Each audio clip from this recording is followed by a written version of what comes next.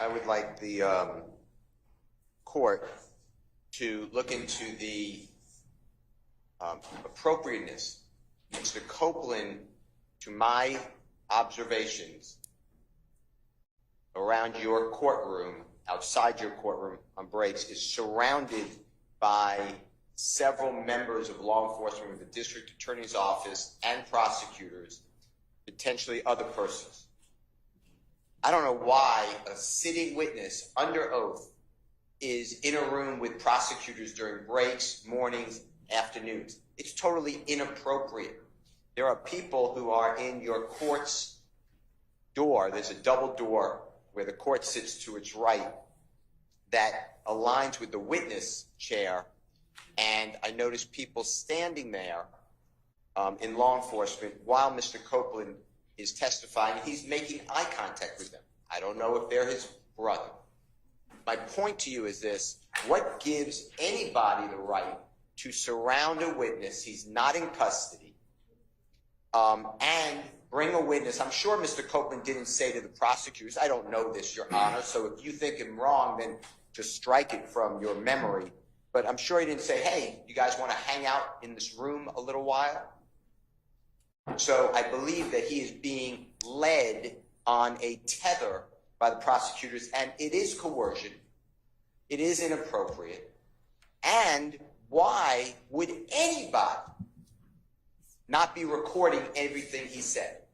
And why do I have to get it in drips and drabs? So I am objecting to the tactics of the Fulton County District Attorney's Office and whomever else they may have employed with a citizen, regardless of what the court may think of him or the prosecutors think. I don't have any thoughts. So please don't put that in. Please don't put that in in the ether. Okay, but that's what you just said, sir. Ether is okay. Clear. The court wouldn't do it. I wouldn't do it either. So why is it happening? He's a. So I have no interest other than I'm a referee. Well, you're the referee who spoke with the witness without my presence. Mr. Steele, we're not gonna get into that right now. Well, okay? my point is, how is he being treated here? And why don't I have all this? And why is this going on? What an unfair trial for Mr. Williams. Think about it. If you were accused, Your Honor, and the judge met with this witness, with the prosecutor, and you sat next to me and Mr. Adams, you would say to us, what kind of case is this? Now he's being surrounded with all this law enforcement. My point is, Your Honor, we're going to object that this. I'm not going to be interrupted. Mr. Steele, hold on. No, but you're Mr. Steele? Mr. Steele? Yes, sir. What? Okay. I want to finish. I'm making a record for the court to understand. Well, Mr. Steele. I've never been interrupted in a court except for this one. You allow. Well, you know, but the challenges in this point in time is that some of the things that you have said at certain points in time are not appropriate. It's not true. Okay, well that's the court's. The court is wrong. Well, you know, you have, everybody has an opinion, and it can certainly be reviewed at the appropriate time. But finish up so you can go ahead and make your record. I'm not interrupting anymore about a prosecutor or anyone. This is a record. This is important. Okay, but it's your allegation and assertion, sir. Okay, so. Well, we don't know that. We don't know whether or not they're true. What's going on? Every time Mr. Copeland comes in the courtroom or out of the courtroom, he's escorted by a DA's office investigator. You see that? This court is observant. You're not just sitting there in a cloud. You see exactly what's going on. You hear the prosecutor tell you, we were in a room with Mr. Copeland, and he said, why? Okay. Why do I have to bring it up? You should be bringing it up. This is crazy. This is like communist Russia. Mr. Williams is having the worst trial. So I am moving, again, to stop intimidating the witness by the prosecution, leave people alone, and stop accusing. You've allowed the prosecutor Love to accuse me of misconduct. Oh, but you've also accused her of hold on. You have accused her of misconduct as well. And remember what I told you about your professional responsibility. Remember what I told you about your. And she's going to take me down as opposed to you. So when I start talking, stop talking, please. Okay? I'll let you complete your record. Okay? I understand the one party talking. I got it. All right. Okay. All right. So I told you, several times before, I told you and your colleagues, Remember your professional responsibility, and let's not make this an ad hominem issue. I don't believe that either one of you are trying to do anything that would subvert your ability to practice law. So I mean, but Ms. Love has intentionally lied to the court numerous cases. You do not. hold on. Let him finish. See, this is Mr. Steele. This is exactly what I'm saying. You cannot. It is not a good idea to state that your brethren across the bar are lying, okay? At any time or any way. I don't like doing it. Okay, but don't. So don't.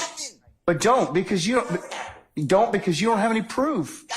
If you have proof of it, then if you have proof, there's a mechanism in law and under the rules for you to submit that question to the Office of General Counsel and for the investigation to occur. But please stop, both of you. I told both of you earlier, stop making these ad hominem attacks toward one another. Okay? Everyone gets attacked.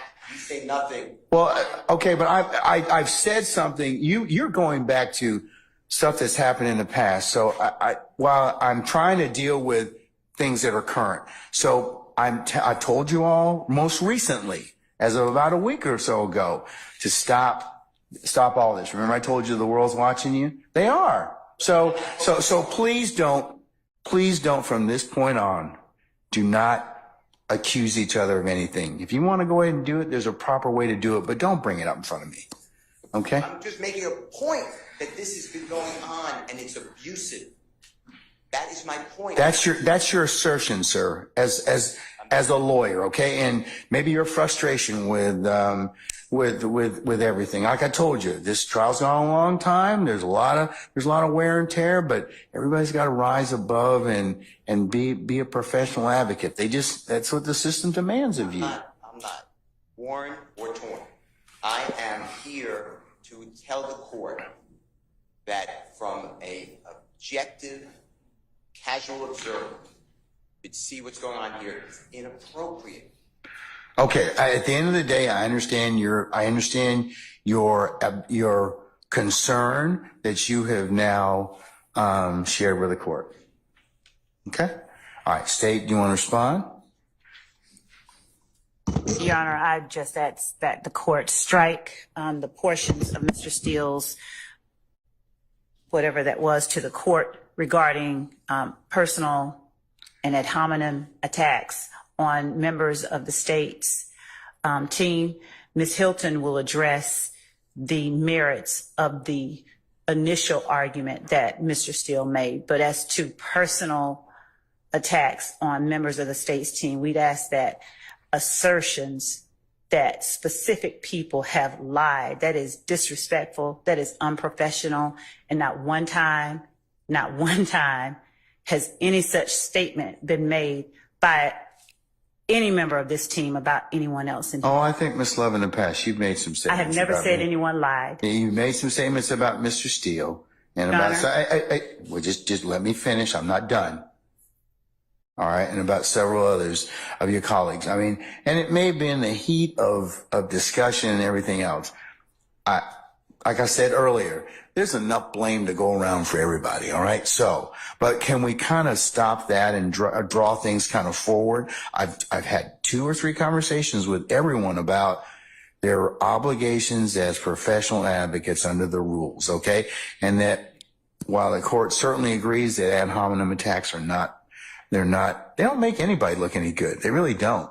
I mean, but I'm just saying I acknowledge that. I acknowledge what's been gone on in the past. So, and I ask that you all reflect upon that because, like I said, you can't say some of the stuff that people say to one another can't be taken back. They just can't. So, and that's just something that the court would just have you reflect upon. Thank you, Judge. Sides, okay? And we just ask again that statements like Ms. Love lied be stricken from the record. Those are personal attacks. There's none been made, at least not this day. I'm not gonna consider your ad hominem attacks. Either one of you. Okay? Thank you. Or anybody's. All right? Okay. All right. Madam. Your Honor, regarding Mr. Steele's assertions of our interactions with Mr. Copeland, we have not treated Mr. Copeland any different than we would treat any of our other witnesses in the state of Georgia. He is our witness. If he wants to be around us, he can. If he chooses not to, he doesn't have to be. The fact that he's saying we are coercing Mr. Copeland to speak is clearly not true, given Mr. Copeland's testimony here today. If we were coercing him to speak, he would answer my questions and I would not have to sit here and go in a back and forth and struggle with him. So clearly we are not being influential on Mr. Copeland given our interactions with him outside of the courtroom. So again, Your Honor, there's nothing inappropriate about the state's interactions with Mr. Copeland. He is the state's witness. We can't interact. We have not influenced any of his testimony, Your Honor. And so we ask that, I don't know if it was a motion, be denied if that was what was being asked of the court. All right. I'll include the state's Exhibit 400, the statements of the most recent email that you have disclosed to the defense in this case, for purposes of the record, and I will also, to the extent that I don't think of Mr. Steele, let me just make sure. Are you again moving for mistrial, or did you make within your statement, did you ask the court for a mistrial? Yes, based upon totality of what I said, yes. Okay, I'm going to deny that motion, and I will also note for the record that it was, that